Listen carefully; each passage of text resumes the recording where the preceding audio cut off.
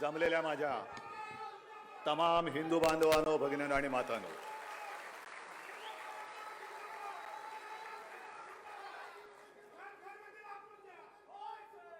विजयादशमीच्या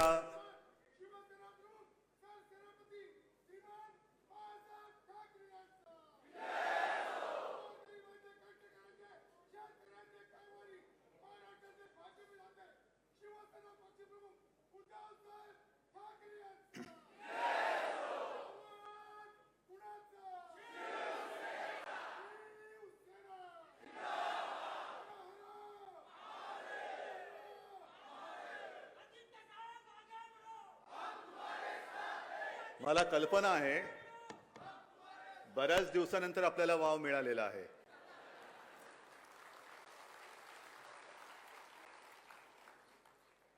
आवाज तसा कोणी आपण आपला दाबू शकत नाही आणि आवाज दाबणारा अजून नाही, कधीच जन्माला येऊ शकत नाही.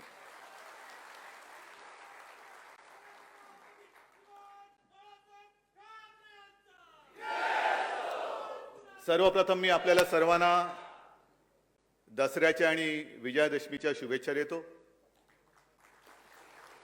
मला पण जरा बरं वाटलं, बऱ्याच दिवसानंतर जमलेल्या माझ्या तमाम हिंदू बांधवांनो, भगिनींनो आणि मातांनो अशी साथ घालता आली. आजचा हा क्षण आपल्या आयुष्यामध्ये फार मोलाचा आणि महत्त्वाचा आहे. सुवर्ण क्षण असतो हा. जी परंपरा शिवसेना प्रमुखाने 1966 साली सुरू केली ती समर्थपणे तुमच्या सगळ्यांच्या सोबतीने आपण पुढे नेत आहोत, याचा मला अभिमान आहे. माझ्यासाठी हा क्षण आणि हा दिवस आपल्या सगळ्यांचे एकत्रित आशीर्वाद घेण्यासाठीचा असतो. आणि आपण पाहिलं असाल की शस्त्रपूजन झाल्यानंतर मी माझ्या खऱ्या शस्त्रांची पूजा केली, आपल्यावरती फुलं उधळली. ही माझी शस्त्र आहेत जी शिवसेना प्रमुखांनी मला दिलेली आहे. आणि हे आशीर्वाद घेत असताना माझ्या मनामध्ये नेहमी एक नम्र भावना असते की हेच प्रेम सर्वप्रथम प्रत्येक जन्मी मला माझे हेच आई वडील मिळाले पाहिजेत, माझं कुटुंब, माझा परिवार हाच मिळाला पाहिजे, जन्मही महाराष्ट्रामध्येच झाला पाहिजे आणि मला स्वतःला मी मुख्यमंत्री आहे असं कधी वाटू नये. मला तर सोडाच, पण माझ्या तमाम जनतेला सुद्धा मी मुख्यमंत्री आहे असं वाटता कामा नये. मी तुमच्या घरातला कोणीतरी आहे, तुमचा भाऊ आहे असं वाटो, ही माझी ईश्वरचरणी प्रार्थना आहे. कारण काही जणांना असं वाटतं, जे बोलत होते मी पुन्हा येईन, ते बोलतायत आता मी गेलोच नाही, बस तिकडे आहे तिकडेच. पण जे संस्कार असतात, जी संस्कृती असते ती हीच असते. जे माझ्या आजोबांनी शिकवलं, माझ्या वडिलांनी आणि आईने शिकवलं मला, ही पदं काय आहेत, सत्ता तरी काय आहे, परत येतील जातील परत येतील, सत्ता येईल जाईल परत येईल, ती आली पुन्हा येईल. पण कधीही मी कोणीतरी आहे अहमपणा तुझ्या डोक्यात देऊ नको. ज्या क्षणी तुझ्या डोक्यामध्ये हवा जाईल त्या क्षणी तू संपलास. आणि नेहमी जनतेशी नम्र राहा, तो प्रयत्न मी माझा करत असतो. नम्रपणाने आशीर्वाद घेत असतो आणि हे आशीर्वाद हीच तर ताकद आहे. हे मागून कोणाला मिळत नाहीत. हे खरं वैभव आहे, हे खरं ऐश्वर्य आहे. हे जोर जबरदस्तीने मिळत नसतात, ते कमवावे लागतात आणि ती कमवण्याची परंपरा ही मिळालेली आहे आपल्याला. काही गोष्टींचं मला नवल वाटतं. आज सुद्धा मी काय बोलणार, कोणाचा समाचार घेणार, कोणाचे वाभाडे काढणार, बऱ्याच दिवसानंतर बोलतोय. एकतर मनामध्ये अशी गर्दी झाली विषयांची, पण पंचायत अशी की करोनामध्ये गर्दी नाही चालत. बरं, गर्दीमध्ये प्रत्येकाला विचारू नाही शकत 2 वॅक्सिन घेतलेस का रे बाबा. विचारानं कसं विचारणार, विचारानं मास्क कसा घालणार. पण तरी मला हेही माहिती आहे की माझ्या भाषणानंतर अनेक जण माझं भाषण संपतंय कधी आणि चिरकायला मिळतंय कधी तोंडामध्ये बोंडकं घालूनच बसलेले आहेत की यांचं भाषण होतंय कधी आणि आम्ही चिरकतोय कधी. चिरकू द्या. त्यांना उत्तर देण्यासाठी मी तुमच्याशी बोलत नाही, मी तुमच्यासाठी बोलतो आहे. मी माझ्या टीकाकारांसाठी बोलत नाहीये, मी तुमच्यासाठी बोलतोय, जनता जनार्दनासाठी बोलतो आहे, माता भगिनींसाठी बोलतोय.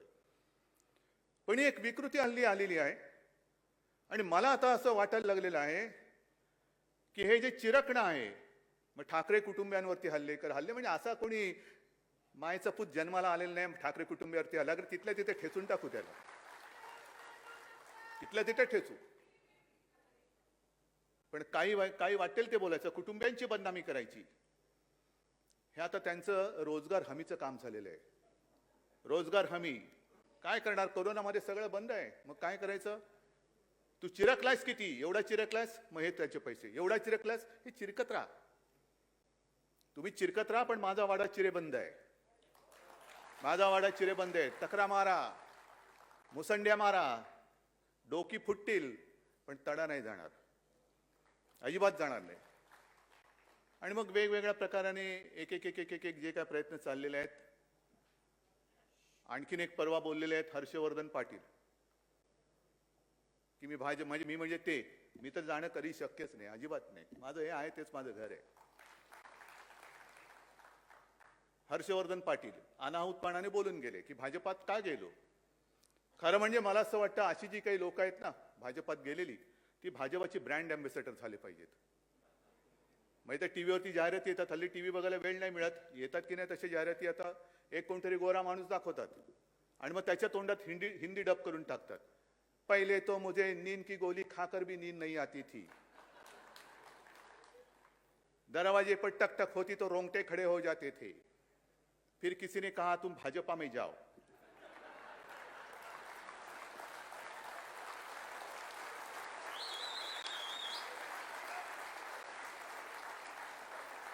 अब भाजपा पे जाने के बाद मैं कुंभकर्ण जैसी नींद सो सकता हूं, दरवाजे पर ठोका तो भी उठता नहीं हूं. ही काय लायकीची माणसं आणि ही आपल्या अंगावरती येत आहेत, आपल्याला आव्हान देत आहेत. हिम्मत असेल तर अंगावर या. अंगावर हा, आम्ही कोणाच्या अंगावर जात नाही, पण कोणी आलं तर आम्ही सोडत नाही. आम्ही कशाला येऊ तुमच्या अंगावरती? काय आहे तसं? लायकी तरी आहे का? पात्रता तरी आहे का? पण हीच शिकवण आम्हाला शिवरायांनी आणि शिवसेना प्रमुखांनी दिलेली, हे विसरू नका. आणि अंगावर आल्यानंतर शिंगावर घेण्याची भाषा करणार असाल तर स्वतःमध्ये हिम्मत आणि धमक असेल तर, आणि तर द्या. ईडी, सीबीआय, इन्कम टॅक्सच्या माध्यमातून देऊ नका. मी सुद्धा आज पक्ष प्रमुख म्हणून जर आव्हान द्यायचं झालं तर माझ्या या मर्द शिवसैनिकांच्या माध्यमातून देईन, त्यांच्या ताकदीवरती देईन. मुख्यमंत्री म्हणून देणार नाही. नाहीतर आव्हान द्यायचं आणि पोलिसांच्या मागे लपायचं, याला नामर्द म्हणतात. हे मर्दाचं लक्षण नाही, हिंदुत्वाचं तर नाहीच नाही, अजिबात नाही. पण काही जणांची वक्तव्याची दोन वक्तव्य तुम्हाला मी सांगितली. तसंच आणखीन एक विषय आहे. हिंदुत्व तर आहेच, विजयादशमी म्हटल्यानंतर हिंदुत्वाची विचारधारा तर आलीच. आज दोन मेळावे असतात, एक आपला आणि दुसरा RSSचा. आपले विचार एक आहेत, धारा वेगळ्या असू शकतील, पण विचार एक होते आहेत. म्हणून आणि म्हणूनच आम्ही केवळ आणि केवळ हिंदुत्व म्हणून भारतीय जनता पक्षाची युती केली होती. ज्यांना अजूनही वाटते मी मुख्यमंत्री, मी म्हणजे ते आहेत, राहिला असतात. जर तुम्ही शिवसेनेला दिलेलं वचन मोडलं नसतं तर कदाचित आज नाही तर उद्या तुम्ही सुद्धा मुख्यमंत्री परत झाला असतात, पण तुमच्या नशिबात नव्हतं, म्हणून तुम्ही वचन मोडलं. आणि मी हे पद स्वीकारलं, एका जबाबदारीने स्वीकारलं की केवळ आणि केवळ मी माझ्या पित्याला दिलेलं वचन म्हणून मी हे पद स्वीकारलं. शिवसेना प्रमुखांना दिलेलं वचन, तसं म्हटलं तर ते वचन अजून पूर्ण झालेलं नाही. मी त्यांना सांगितलं तुमचा शिवसैनिक मी मुख्यमंत्री करून दाखवीन, आणि तो मी दाखवीनच.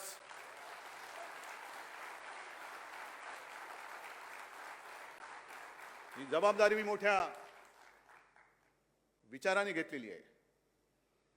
आणि कदाचित जर का दिलेलं वचन त्यांनी पाळलं असतं आणि शिवसैनिक मुख्यमंत्री केला असता, तर मी कदाचित हा शब्द वापरतोय, मी ह्या राजकीय जीवनातून बाजूला सुद्धा झालो असतो. कारण हे क्षेत्र माझं नाही, जी माझ्यावर टीका होते. होय, हे माझं क्षेत्र नाही. मी एक पुत्र कर्तव्य निभावण्यासाठी म्हणून या क्षेत्रात आलो आणि पाय रोवून ठामपणाने उभा राहिलेलो आहे. जी जबाबदारी खांद्यावर आहे ती ठामपणे पार पाडल्याशिवाय मी राहणार नाही, या एका निश्चयाने मी उभा राहिलेलो आहे. हाँ, हे काय थोतांड नाहीये की मैं तो फकीर हूं, झोली पहन के ये झोली बिली हे माझी अशी दरिद्री कर्मदरिद्री विचार आमचे नाहीयेत.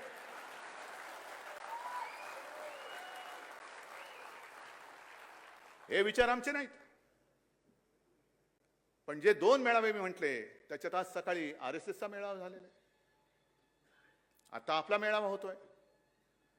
हिंदुत्व ही विचारधारा एक आपल्या दोघांमध्ये समान आहे, एक धागा समान आहे. आणि हिंदुत्व म्हणजे काय, मला मोहनजींना सांगायचे की मोहनजी माफ करा, मी जे काय बोलणार आहे ते कृपा करून मी तुमच्यावरती टीका करतोय असं समजू नका. पण तुम्ही जे काय सांगत आहात आणि मी जे काय सांगतो आहे ते जर का आपलीच माणसं ऐकणार नसतील तर ही मेळाव्याची थेर करायची तरी कशाला. गेल्या वर्षी सुद्धा जे मोहनजींनी सांगितलं होतं हिंदुत्व म्हणजे काय, मी आणले त्यांची वाक्य ही आणलेली आहेत. पण एक मुद्दा मी स्पष्ट करू इच्छितो की आमचं हिंदुत्व म्हणजे काय, आमचं हिंदुत्व हे राष्ट्रीयत्व आहे. आणि शिवसेना प्रमुखांनी अनेकदा सांगितलेले आहे, तुम्ही सुद्धा त्याला साक्ष आहात, की पहिल्यांदी आपण माणूस म्हणून जन्माला येतो, जात पात धर्म हा नंतर आपल्याला चिकटतो. मग काय करायचं आहे, धर्माचा अभिमान असायला पाहिजे, धर्म पाळायचा पाळला पाहिजे. पण प्रत्येकाने आपापला धर्म आपल्या घरात ठेवायचा आणि घराबाहेर जेव्हा मी पाऊल टाकतो तेव्हा हा माझा देश, हाच माझा धर्म असलाच पाहिजे, हे आमचं हिंदुत्व आहे. पण हा विचार आमचा आहे, ही शिकवण आम्हाला दिलेली आहे. अशी शिकवण घेऊन आम्ही घराबाहेर पडतो आणि देश हा माझा धर्म म्हणून जेव्हा आम्ही वाटचाल करत असतो त्यावेळेला जर का आमच्या वाटेमध्ये स्वतःच्या धर्माची मस्ती घेऊन मध्ये कोणी अडथळा आणला तर मग मात्र आम्ही एक कडवट देशाभिमानी, राष्ट्राभिमानी हिंदू म्हणून त्याच्या समोर उभे राहिल्याशिवाय राहणार नाही. ही सुद्धा आमची पुढची शिकवण आहे. हल्ली काय झालेलं आहे, नुसतं ब्ला ब्ला ब्ला ब्ला बोलत जायचं, टीका करायची, विचारांचा पत्ता नाही, कशात काही नाही, एकाचं पायपोस दुसऱ्यात नाही. आणि आज सुद्धा जे मोहन भागवतांचे जे आहेत विचार,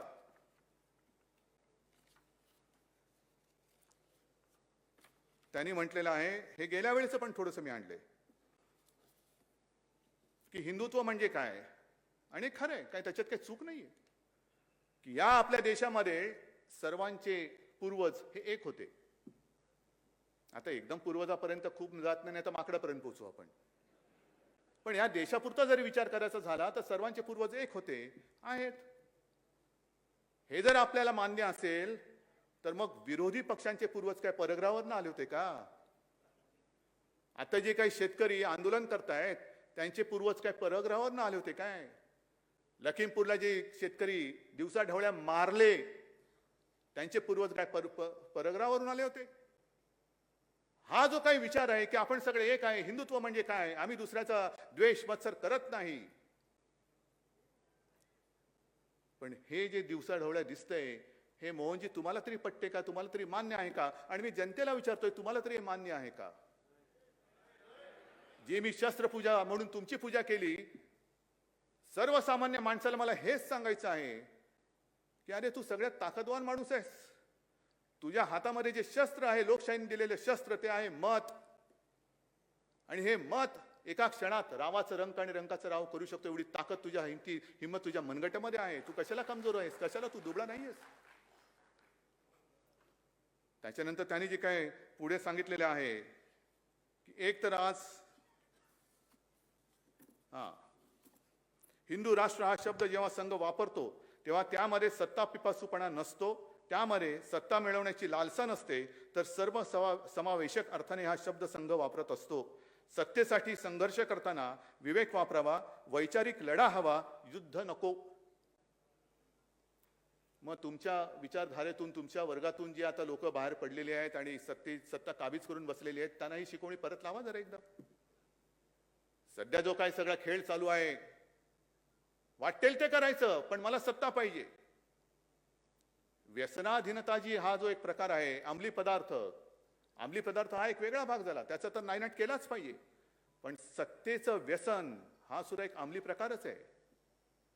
अगदी बाजार उद्यान समित्यांपासून लोकसभेपर्यंत माझ्याच अंमलाखाली पाहिजे, हा सुद्धा एक अंमली प्रकारच आहे. आणि ह्या अंमली प्रकाराचा बंदोबस्त कोण करणार, कोणी करायचा? आज ज्या पद्धतीने एक एक प्रकार चाललेले का वाटेल ते कर. आता झालं, पुढच्या महिन्यात तुमच्या आशीर्वादाने या आपल्या हक्काच्या सरकारला 2 वर्ष पूर्ण होतील. अनेक प्रयत्न केले, फोडण्याचे प्रयत्न केले, पाडण्याचा प्रयत्न केले. मी तर आज सुद्धा सांगतो, हिम्मत असेल तर पाडून दाखवा. आज पण सांगतो मी. पण तसं करून पडत नाही. मग आपल्याकडे तो खेळ आहे ना, छापा की काटा. छापा टाकायचा आणि काटा काढायचा.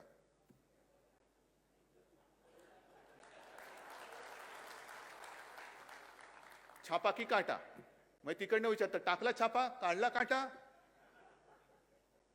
हे जास्त थेर चालू नाही शकत. हा देशाचा अमृत महोत्सवी, स्वातंत्र्याचा अमृत महोत्सव सुरू आहे.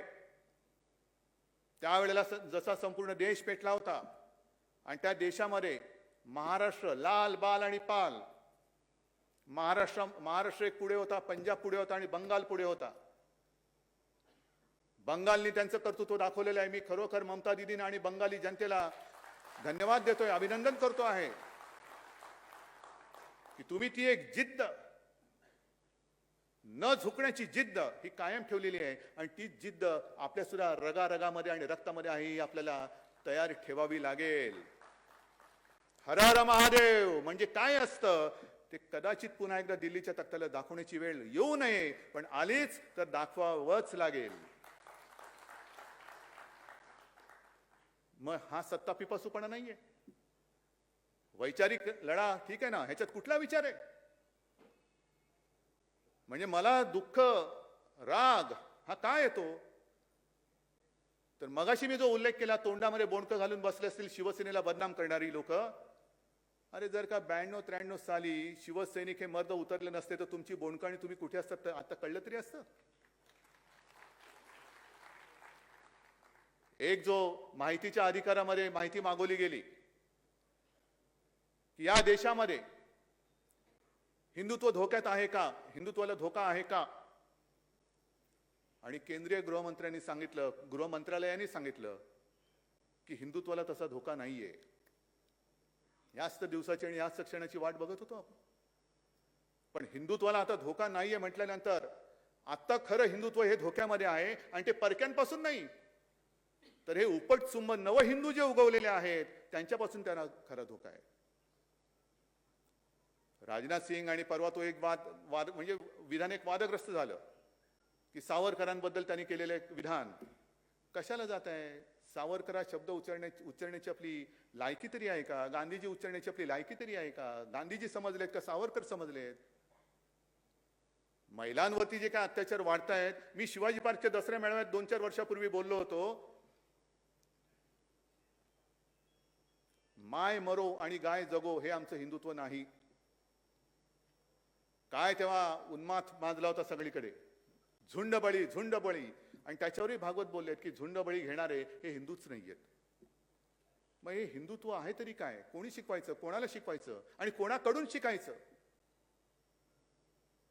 जर हिंदुत्वाला धोका नाही आहे हे आजचं जर का सत्य असेल, तर मग जेव्हा हिंदुत्वाला धोका होता त्यावेळेला एकच मर्द, ते म्हणजे एकमेव हिंदू हृदय सम्राट शिवसेना प्रमुख बाळासाहेब ठाकरे हा हिंदुत्वाच्या दुश्मनांसमोर उभा राहिला होता.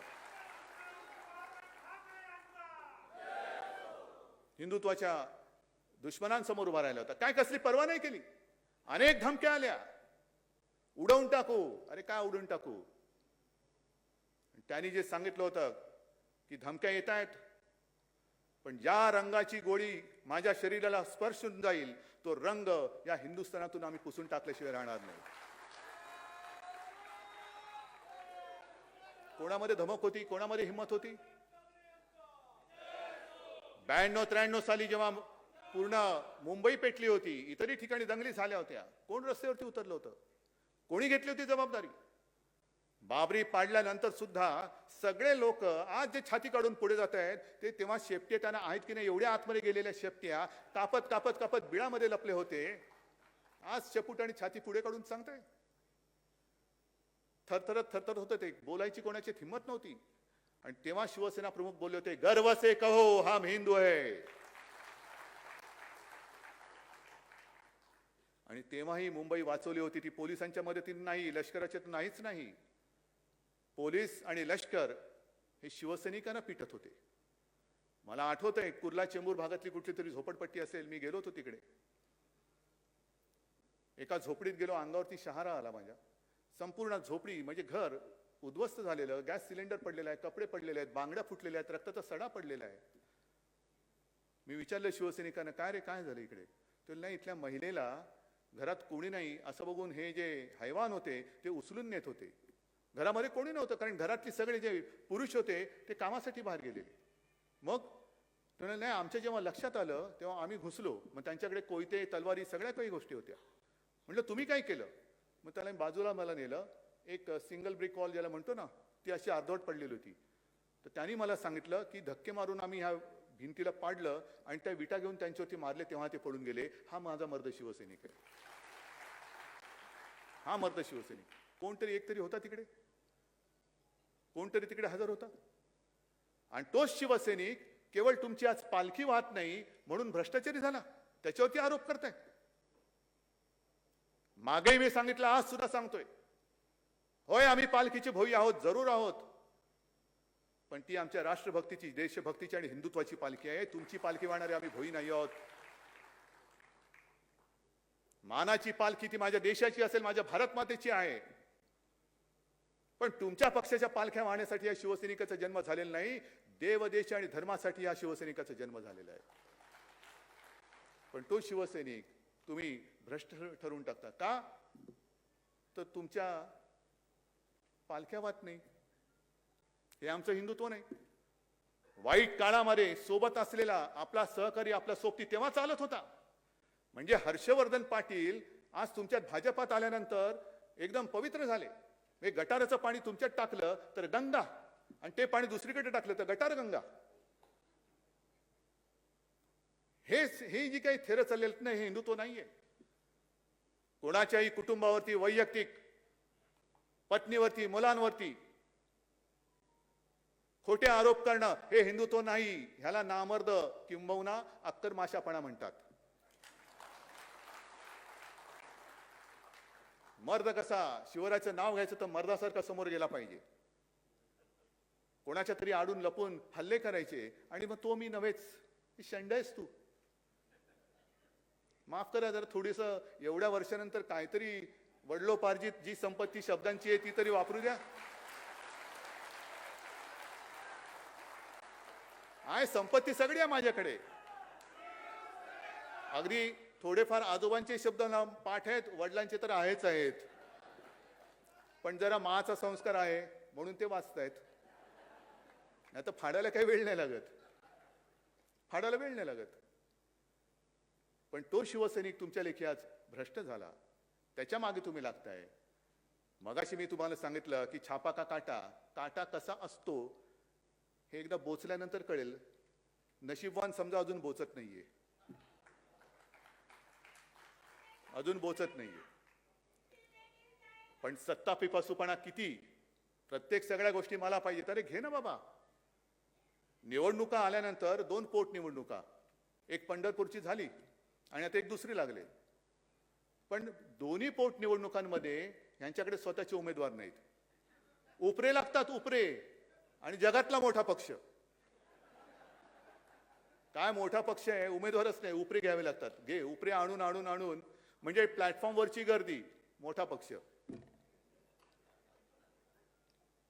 या सगळ्या गोष्टींचा हा सगळा उबग आलेला हा प्रकार आहे. मगाशी तुम्ही जे काही एक फिल्म बघितली, ही फिल्म ही का दाखवली? साधारणतः मेळाव्यामध्ये वक्त्यांची रांग असते. म्हटलं यावेळेला एक वेगळा प्रकार करू. आपण केलेली कामं हाच आपला वक्ता, हाच आपला वक्ता. आणि अभिमानाने तुम्हाला सुद्धा सांगता आलं पाहिजे की होय हे आम्ही केलेलं आहे, माझ्या शिवसेनेने केलेलं आहे. बरीच कामं आहेत जी एका फिल्ममध्ये आपण आणू शकत नाही. आणखीन काही कामं आहेत.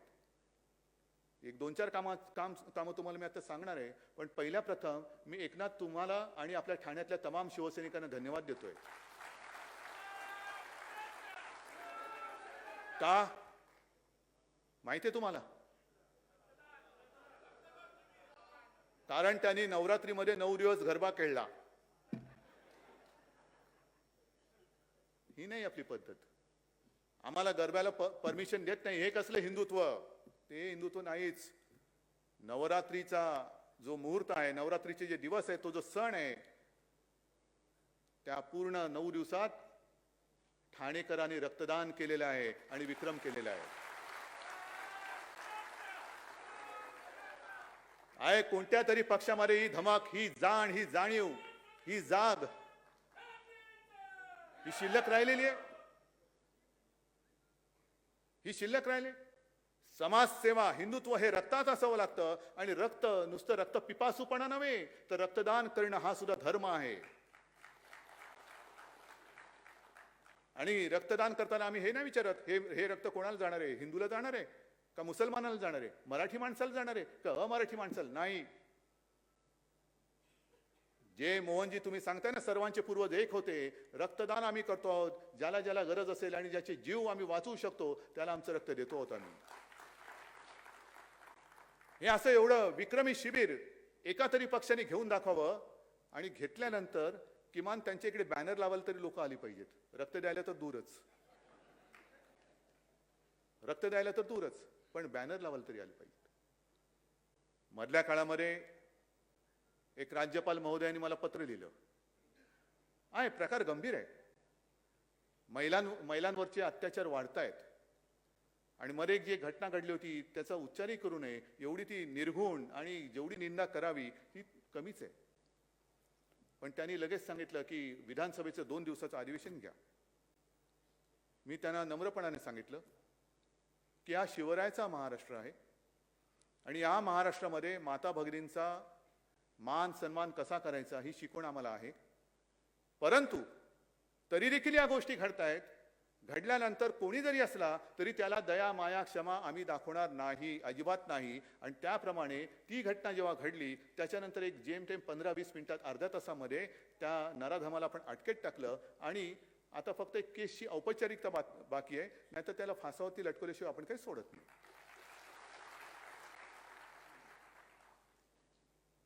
पण 2 दिवसाचं अधिवेशन घ्या म्हणून मी नम्र विनंती केली. तर त्यांना म्हटलं की महिलांवरचे अत्याचार हे तर देशभर वाढत आहेत आणि आपली संस्कृती एक आहे, हिंदुत्व आपलं सगळ्यांचं एक आहे. तर विधानसभेचं अधिवेशन कशाला? आपण मोदीजींना सांगा 2 दिवसाचं संसदेचं अधिवेशन घ्या ना, आठवड्याभरचं घ्या. तमाम सर्व माझ्या देशातले जे लोकप्रतिनिधी आहेत ते तिकडे येतील, आपापल्या राज्यातल्या काही गोष्टी तिकडे सांगतील. पण मात्र नुसती चर्चा, तोंडाची वाफ दवडली आणि निघून गेले असं होता कामा नये. पक्क काहीतरी एक ठोस आपण उपाययोजना काय करू शकतो हे ठरवलं गेलं पाहिजे. नाहीतर यायचं एखादी घटना घडल्यानंतर अश्रू ढाळायचे, मला माफ कर, मला माफ कर, आणि निघून जायचं. तसं नाही. काय करायचं सांगा. कायदा करायचा करतो आहोत, कडक शासन करायचं करतो आहोत. पण एकूणच ह्या घटना थांबतील कशा?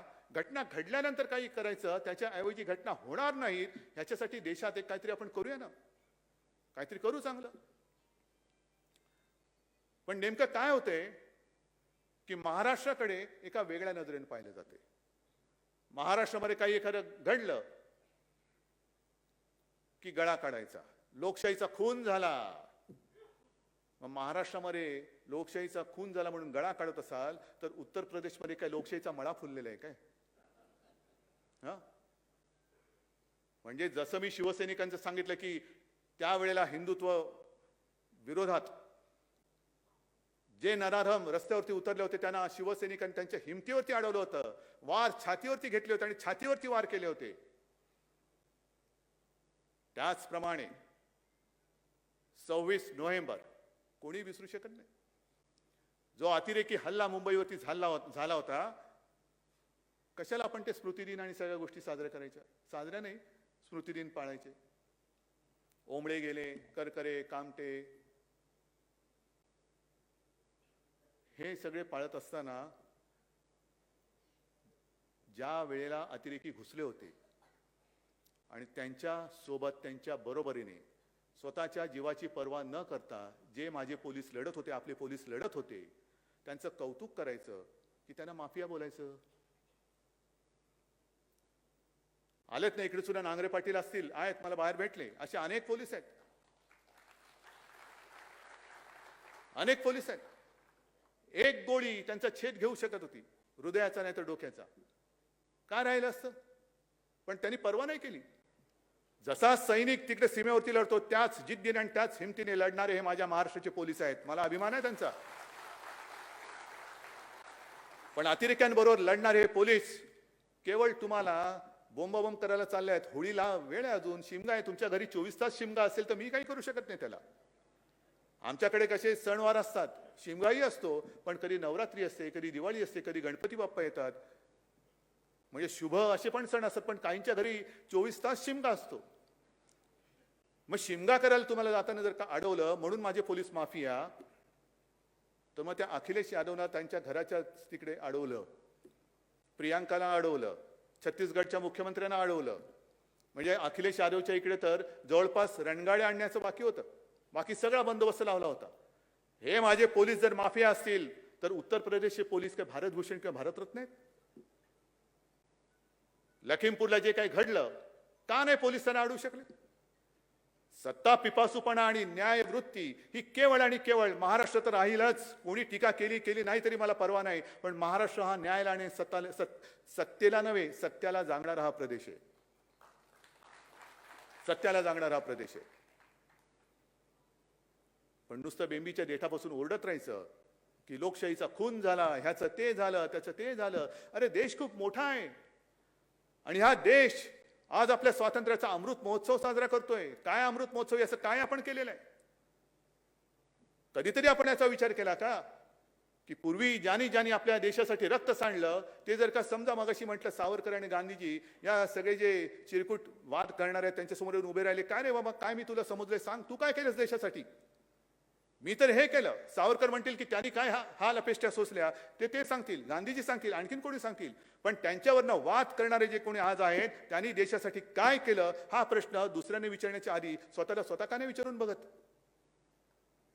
ना कधी कुठे स्वातंत्र्य लढ्यामध्ये हिस्सा होता, ना कधी कुठे काही आंदोलनामध्ये हिस्सा होता, पण भारत माता की जय जोरात ओरडलं की जवानापेक्षा मी जास्त देशभक्त होतो. हे माझ्या देशाचं दुर्दैव आहे. आज हे माझ्या देशाचं दुर्दैव आहे.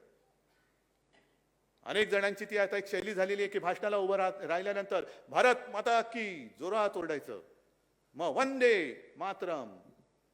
काय केलं काय तुम्ही देशासाठी? काय करणार काय आहात? 75 वर्ष झाली स्वातंत्र्याला. कधीतरी आपण थांबून कधीतरी पाठी वळून बघणार आहोत की नाही की मी माझ्या देशात नेमकं केलं काय आणि माझा देश नेमका चाललाय कुठे? मला तर स्पष्ट वाटतं की अमृत महोत्सवामध्ये नुसतं रोषणाई केली. काल सुद्धा छत्रपती शिवाजी महाराजांच्या पुतळ्याचं आपण रोषणाईचं एक उद्घाटन केलं. तिकडे जे काही शिवाजी पार्क, शिवतीर्थ, त्याच्यात रोषणाई केली. आता आपण इकडे बसलो असताना शिवसेना प्रमुखांच्या पुतळ्याच्या तिकडे रोषणाई सुरू करतो आहोत. बस झालं आमचं काम. पुढच्या 15 ऑगस्टला खिशावरती तिरंगा लावायचा आणि फिरायचं हातात झेंडा घेऊन, भारत माता की. नाही, या वर्षामध्ये काही गोष्टींवरची चर्चा व्हायला पाहिजे, उघड चर्चा व्हायला पाहिजे. अमृत महोत्सव आहे ना, मग अमृत मंथन करा. काय नेमका आपला देश आहे कुठे, काय आपण देशामध्ये स्वातंत्र्यात कमावलेलं आहे, काय गमावलेलं आहे, ह्याचा कुठेतरी एक उहापोह करण्याची आता वेळ आलेली आहे. आणि पहिला विषय जसा मी म्हटलं तसा महिलांच्या अत्याचाराचा विषय झाला पाहिजे. आणि त्याच बरोबरीने आपल्या देशाची जी एक पद्धत आहे, संघराज्यावरती सुद्धा चर्चा खुलेपणाने झाली पाहिजे. काय केंद्राचे अधिकार किती आहेत, राज्याचे अधिकार किती आहेत. आणि जेव्हा ही घटना बनत होती तेव्हाही हा वादविवाद झाला होता. अनेक विचारवंतांनी शंका व्यक्त केल्या होत्या की काय ही घटना तुम्ही करतायत. बाबासाहेबांना प्रश्न विचारला होता. ही सगळी कलमं आल्यानंतर केंद्राच्या दडपणाखाली, केंद्राच्या खाली ही राज्य राहतील काय? केंद्र ह्यांना जगू देईल काय? कारण आपला देश जो झालेला आहे तो इंग्रजांच्या वेळेला, इंग्रजांच्या आधी तुकड्या ताकड्यामध्ये विभागला होता. नंतर सगळे येऊन आपण संघ राज्य म्हणून झालो. एक एक राज्य, भाषावार प्रांत रचना झाली. मग राज्याला अधिकार काय? केंद्र वरती राहील आणि राज्य खालती राहतील. आणि तेव्हा ठामपणाने बाबासाहेबांनी सांगितलं होतं की अजिबात होणार नाही. केंद्रा एवढीच सर्व राज्य देखील सार्वभौम आहेत आणि सार्वभौम राहतील. केंद्राला सुद्धा आणि राज्याला सुद्धा केंद्राबरोबरीचेच हक्क दिलेले आहेत. फक्त 3 गोष्टी ज्या आहेत त्या आणि त्याच वेळेला केंद्र राज्याच्या कारभारात हस्तक्षेप करू शकतो. तो म्हणजे एक, आणीबाणीजन्य परिस्थिती, दुसरं परकीय आक्रमण, आणि तिसरं विदेशाबरोबर संबंध कसे असावेत हे ठरवण्याचं धोरण हे केंद्र सरकार घेऊ शकतं. अन्यथा जर केंद्राने राज्यांच्या कारभारात ढवळाढवळ केली तर ते घटनाबाह्य ठरेल. म्हणजे थोडक्यात घटनेची दुर्घटना होईल. कोण?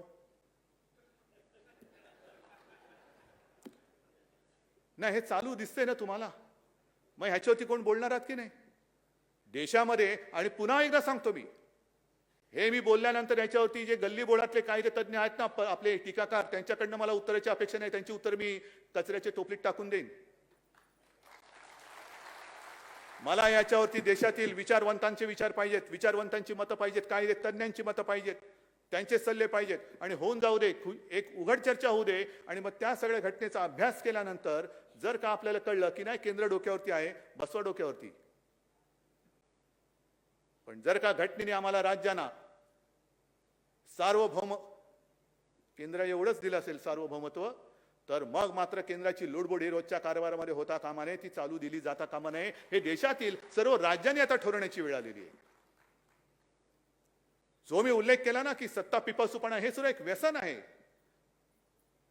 पण त्या व्यसनापायी म्हणजे अंमली पदार्थामध्ये जर का नशा कोणाला करण्याची सवय लागली तर त्याच्यात त्याचं स्वतःचं आयुष्य आणि कुटुंब उद्ध्वस्त होतं. पण सत्तेची चटक, सत्तेचं व्यसन एकदा लागलं की कारण नसताना तुम्ही दुसऱ्याचे आयुष्य उद्ध्वस्त करताय, दुसऱ्याची कुटुंब आणि त्याचं घरदार उद्ध्वस्त करताय. हे व्यसन सगळ्यात वाईट आहे आणि हे पहिलं ह्या देशातून उपटून टाकलं पाहिजे. हे उपटून टाकलं पाहिजे. पूर्वी तुम्हाला सगळ्यांना कल्पना आहे की मार्मिक ची सुरुवात झाली, त्यातनं शिवसेना कशी झाली आणि त्याच्यात एक सदर सुरू केलं होतं शिवसेना प्रमुखांनी, वाचा आणि थंड बसा. माहिती आहे ना कोण? आता मार्मिक, त्या काळातले मार्मिक वाचणारे कोण आहेत का इकडे शिल्लक? आहात ना? आता ही बाकीची एवढी नवी पिढी आहे, वरती पण आहेत ना? नाही, तुम्ही सगळे या सगळ्या आजच्या शिवसेनेची पाळमुळं आहात. कारण तेव्हा थेट शिवसेना प्रमुखांच्या विचारातनं तुम्ही उभे राहिलेले आहात. वाचा आणि थंड बसा. काय सदर होतं? कसलं होतं सदर? आपल्याच राज्यात भूमिपुत्रांवरती जे काही हक्क हिरावले जात होते त्याच्यावरती ते होतं. आता एक 2च गोष्टी मी तुम्हाला सांगतोय आणि पुन्हा तुम्हीच सांगायचं, वाचायचं आणि थंड बसायचं का? जो संघ राज्याचा उल्लेख केला, देश आणि राज्य कसे संबंध पाहिजेत. मी मुख्यमंत्री आहे, हिंदुत्ववादी तर आहे, हिंदू तर आहेच, आणि मी विधानसभेत बोललेलो आहे. मला काय त्याच्याबद्दल लाज वाटण्याचं कारण नाही, लाज तर वाटूच शकत नाही, भीती तर अजिबात वाटत नाही. पण मुख्यमंत्री म्हणून सगळ्यांशी समानतेने वागण्याचा एक ते जे काही कर्तव्य असतं ते आम्ही करतो आहोत. आणि हीच शिकवण आमच्या हिंदुत्वामध्ये. दुसऱ्या कोणाचा द्वेष करायचा नाही. त्यावेळेचं एक उदाहरण सोडलं तर त्याच्यानंतर कधीतरी शिवसैनिकांनी कोणावर तरी उगाच हल्ले केलेत का, दंगली केल्यात का? नाही ना. अंगावर आला तर शिंगावर घेऊ, हे त्याला म्हणतात. पण एक सत्ताधारी म्हणून सगळा देश माझा आहे, त्याच्यामुळे हे राज्य माझं, इकडे माझं राज्य आहे, माझ्या पक्षाचं राज्य आहे म्हणून इकडे मी झुकता माप देणार, हे त्यांचं राज्य आहे त्यांना मी हाकलून देणार, असं नाही चालणार. 1-2 गोष्टी ज्या मी तुम्हाला दाखवतो आहे, हे बघा. हे माहितीच्या अधिकारात मिळाले, माहितीच्या अधिकारात मिळालेलं आहे. काय बातमी? केंद्रीय मंत्री सर्वानंद सोनोवाल यांचा फतवा, देशातील 11 बंदरांचा 75% CSR फंड गुजरातकडे वळवला. का महाराष्ट्र या देशाचा घटक नाहीये? दुसरे राज्य या देशाचा घटक नाहीये? 75% निधी. आणि त्याच्यात सुद्धा त्यांनी असं म्हटलेलं आहे की बऱ्याचशा संस्था, भाजप तसेच राष्ट्रीय स्वयंसेवक संघाशी संबंधित असलेल्या संस्थांना JNPTच्या CSR फंडातून कोट्यावधी रुपयांची खिरापत वाटल्याची गंभीर बाब माहिती अधिकारात समोर आलेली आहे. वाचा आणि थंड बसा. वाचा आणि थंड बसा. त्याच्यानंतर आणखीन एक आहे. काय झाले, कागद एवढे झालेले आहेत की ते काढायचे कुठले आणि काय करायचे तोच एक प्रश्न आहे. ठीक आहे, येईल, सापडेल. हा तिकडे एक वळवला. त्याच्यानंतर मी गेल्या दसऱ्या मेळाव्यात सुद्धा बोललो होतो की जणू काही संपूर्ण जगात माझ्या महाराष्ट्रामध्येच गांजा, चरस ह्याचा व्यापार तुफान चाललेला आहे. असंच सगळीकडे चाललेलं आहे. म्हणजे जी गेल्या वर्षी जे बोललो होतो तेच मी पुन्हा बोलतोय की जी आपली संस्कृती आहे, तुळशी वृंदावन, हल्ली आता तुळशी वृंदावनात जाऊन तिकडे चरस गांजाची वृंदावन झालेत की काय, असं एक चित्र महाराष्ट्राचं हे देशात करायचं, जगात करायचंय. का करता नतदृष्टपणा? का करता नतदृष्टपणा? बरं, असं काही नाहीये की केवळ महाराष्ट्रामध्येच तुम्हाला हे सगळं सापडते. हे दोन बातम्या आणखीन एक म्हणजे मुंद्रा अदानी बंदराचा तपास करा, हे कोर्टाने सांगितलेलं. तिकडे करोडो रुपयाचा अंमली पदार्थांचा साठा सापडलेला, करोडो रुपये. कुठे येतो हे मुंद्रा आणि अदानी बंदर? बरोबर आहे. त्याच्यानंतर असं काही नाहीये की आपले पोलीस काहीच करत नाही आणि तिकडने जी काही इकडे पाठवतात तेच करतात. तुम्ही इकडे चिमूटभर गांजा, तुम्ही म्हणजे ते हुंगत असताना माझ्या पोलिसांनी 150 कोटी रुपयाची ड्रग्ज मुंबईत जप्त केलेली आहेत. 150 कोटी. तुम्ही चिमूटभर गांजा हुंगताय, हुंगा. कुठे हुंगायचे तिकडे तुम्हाला हुंगा. पण हे माझे पोलीस, माझ्या महाराष्ट्राचे पोलीस, काय यांचं शौर्य कमी आहे? काय सगळेच माफिया झालेत? असं काही नाहीये ना की केवळ महाराष्ट्रामध्ये सगळं काही. पण कोणाला तरी एक सेलिब्रिटी घ्यायचा आणि त्याला पकडला म्हणून ढोलकी वाजवायची, फोटो काढून घ्यायचे. पण हे माझे पोलीस, माझ्या महाराष्ट्राचे पोलीस धाडी टाकतायत, करोड रुपयाचं ड्रग्ज पकडून देत आहेत. पण त्यांच्याबद्दल कोणीच काही बोलायचं नाही. बातम्या फक्त एकच चालू, जामीन झाला का, जामीन झाला का, जामीन झाला का, नाही जामीन झाला. आणि दुसरी जी बातमी तुम्हाला सांगत होतो त्याच्यामध्ये सुद्धा हेच आहे. हे कॅगचे ताशेरे आहेत. हे कॅगचे ताशेरे काय आहेत की मोदी सरकार आल्यानंतर गुजरातचा निधी 350% वाढला, थेट संस्थांकडे हस्तांतरित केला गेला. हे कॅगचे ताशेरे आहेत. हे सगळं चाललेलं आहे आपल्या डोळ्यात देखत. वाचा आणि थंड बसा. महाराष्ट्रामध्ये अतिवृष्टी झाली आहे ना, दिले ना त्यांना 10,000 कोटीचं एक मदत, आपलं कर्तव्य म्हणून, कर्तव्य निधी म्हणून त्यांना दिलेला आहे 10,000 कोटींचा. जून जुलैमध्ये सुद्धा 11,000 कोटींचा दिलेला आहे. आणि मग बोंबलत बसायचं की वसुली करायच्या वेळेला सरकारचा ससा होतो आणि मदतीच्या वेळेला त्यांचं कासव होतं. बरोबर आहे. ससा आणि कासवाची गोष्ट सगळ्यांना माहिती आहे. ससा जोरात जातो आणि थकून पडतो, पण कासव शांतपणाने पुढे जाऊन ती रेस जिंकतं. तशी माझी मदत होणार आहे. पण हे सगळं एका बाजूला चाललेलं असताना तिकडे मात्र कोणी धुंकून बघण्याची हिंमतच नाहीये. आपल्याला सुद्धा कोविडसाठी जो निधी गोळा करायचा होता, यांचा सगळा निधी गेला तिकडे. आणि आपण जी काही कोविडची लढाई लढतो आहोत ती तुमच्या सगळ्यांच्या हक्काच्या घामाच्या पैशावरती आणि तुमच्या मेहनतीवरती लढतो आहोत. हे सगळं तुम्हाला मी का सांगतोय? बऱ्याच दिवसानंतर बोलायची संधी मिळालेली आहे. पण हे मी जे तुम्हाला सांगतोय, मी पुन्हा एकदा सांगतो, केवळ कोणावरती टीका करायची म्हणून मी बोलत नाही. पण निदान आता तरी सुधरा. देशाच्या स्वातंत्र्याला 75 वर्ष झाली. आपला देश हा जगातला सगळ्यात तरुण देश म्हणून गणला जातो. का? तर आपल्या देशात युवा शक्ती मोठी आहे. युवा शक्ती मोठी आहे. पण युवा शक्ती मी दोन्ही अर्थाने बघतो. युवा शक्ती ही शक्ती तर आहेच, पण त्यांच्या रिकाम्या हाताला काम दिलं नाही तर तो मोठा बॉम्ब सुद्धा ठरू शकतो आणि तो तुमच्या बुडाखाली लागल्याशिवाय राहणार नाही. तुम्ही त्यांना गुन्हेगार ठरवत आहात. अंमली पदार्थ मिळाले म्हणून तुम्ही गुन्हेगार ठरू शकता त्यांना. गुन्हा केला तर क्षमा करू नका. पण गुन्ह्याकडे का वळतोय? मी केवळ एका मुलासाठी नाही बोलत, मी युवा शक्तीसाठी म्हणून बोलतोय. गुन्हेगारीकडे का वळतोय? शिकतोय. शिक्षणाची सोय आपण वाढवतो आहोत, दर्जा वाढवत आहोत. मुलं शिकतायत, मोठी होत आहेत, मुली शिकतायत, मोठ्या होत आहेत. मुलगी शिकली, प्रगती झाली, नोकरी कुठे? नोकरीच नसेल, जर रिकाम्या हाताला काम नसेल आणि ते हात जर का वेडेवाकडे कुठेतरी त्यांनी वापरले तर गुन्हेगार कोण? गुन्हेगार सत्ताधारी म्हणून आपण असू, तुम्ही सुद्धा असाल आणि आम्ही सुद्धा असू. ही युवा शक्ती फार मोठी शक्ती आहे. आपण म्हणतोय की देश घडवण्याची ताकद ही या युवा शक्तीमध्ये आहे, जरूर आहे. पण युवा शक्ती जर आपण तिला व्यवस्थित घडवली नाही तर देशाची घडी ती बिघडवून टाकल्याशिवाय राहणार नाही. काय वैफल्याशिवाय दुसरं आपण देऊ काय शकतो? नुसतं सत्ता पाहिजे, सत्ता पाहिजे, सत्ता पाहिजे, पण ह्या मुलांना आणि सगळ्या घरच्यांना त्यांना काम पाहिजे. त्यांच्या घरातली चूल पेटत नाही, ते एक दिवस सांगतील तुमचं राजकारण आणि तुम्ही दोघेही जा चुलीमध्ये. माझ्या घरातली चूल कोण पेटवतं ते मला सांगा. पहिली माझ्या घरातली चूल पेटवा आणि मग तुमचे जे काय असतील ना ते सत्तेची डोहाळ जेवणं ती तुम्ही नंतर करा. ही युवा शक्ती फार महत्वाची आहे. आपण एक प्रयत्न करतोय महाराष्ट्रामध्ये या कोरोनाच्या काळात सुद्धा उद्योगधंदे आणण्याचा प्रयत्न करतोय. एक संधी आता जगात आहे असं म्हणतात की चीनमधून बऱ्याचशा कंपन्या बाहेर पडतायत. आपण महाराष्ट्रामध्ये आणण्याचा प्रयत्न करतोय. आपण महाराष्ट्र पुढे नेण्याचा प्रयत्न करतो आहोत. महाराष्ट्र पुढे नेण्याचा प्रयत्न करतो आहोत आणि त्याच वेळेला पोटात दुखतंय म्हणून हे महाराष्ट्राला बदनाम करण्याचा विकृतपणा करता आहेत.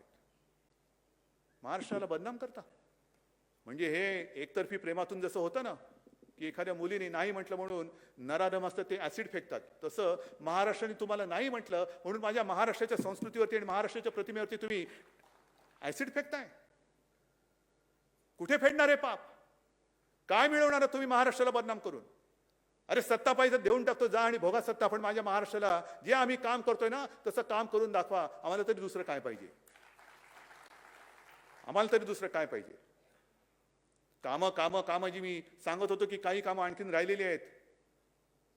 एक 2-3 दिवसापूर्वीच माझ्यासमोर छान प्रेझेंटेशन झालं, सुभाष देसाई बसलेत.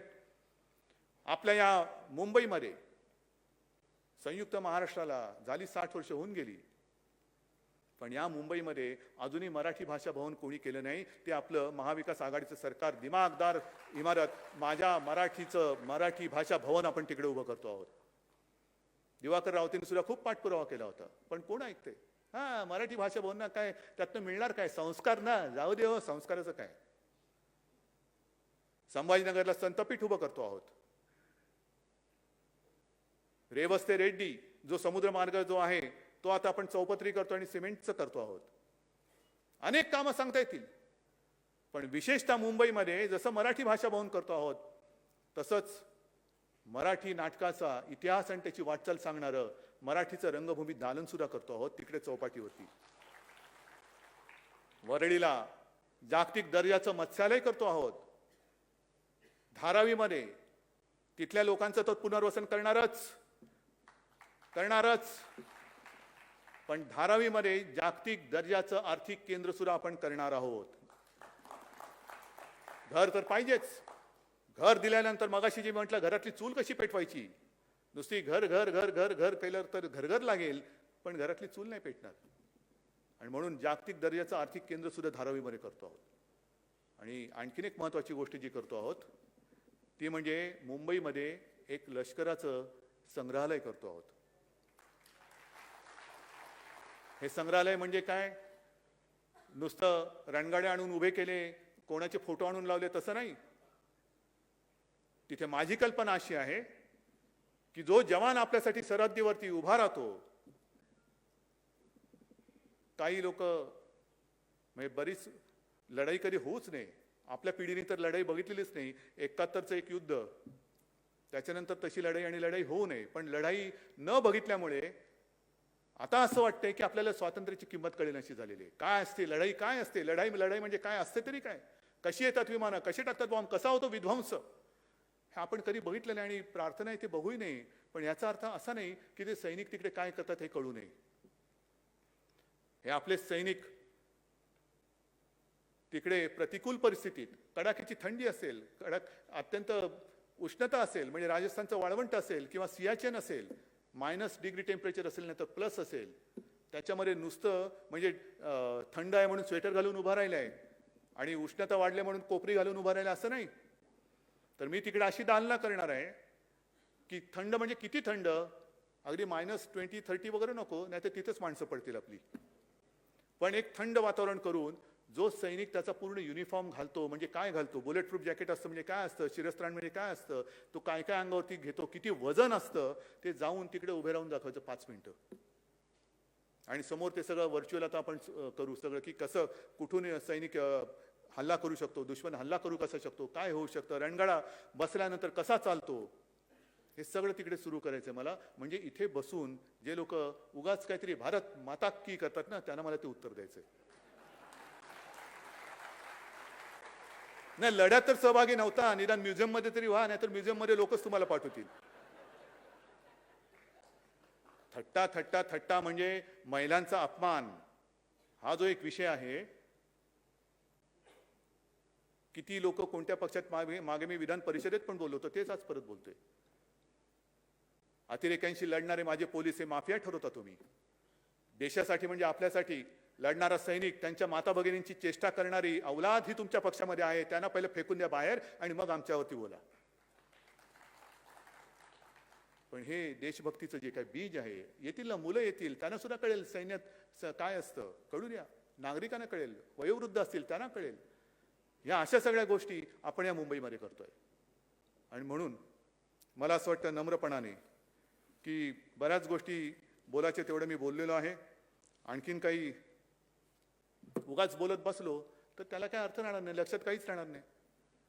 आणि मग आता ही वेळ आलेली आहे. मी बंगालचं जे अभिनंदन केलं, ती तयारी महाराष्ट्रामध्ये असायला पाहिजे. आहे